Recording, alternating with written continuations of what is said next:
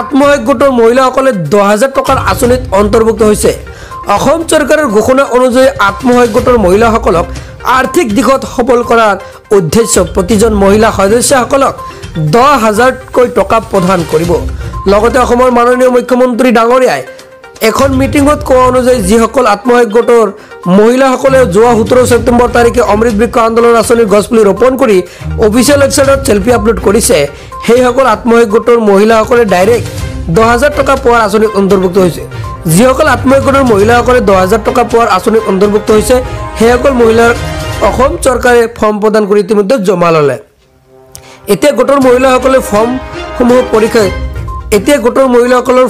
পৰীক্ষা কৰিব আৰু ইণ্টাৰভিউ ল'ব।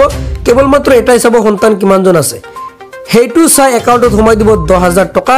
যিসকলে এই 10,000 টকাৰে ভাল ব্যৱহাৰ কৰিছে তেওঁলোকক আকৌ অসম চৰকাৰে 25,000 টকা দিব। যদি তথাপি লাখপতি হ'ব নোৱাৰে 10-20,000 টকা কিন্তু দিব বুলি উল্লেখ কৰিছে। হয়, নিশ্চয় মহিলাসকলৰ বাবে আহি গ'ল ভাল খবৰ। যদি আপুনি গোটৰ মহিলা হৈ আছে তেন্তে ভিডিঅ'টো এতিয়া এটা শ্বেয়াৰ কৰি সকলোকে দেখাৰ সুযোগ কৰি দিয়ক।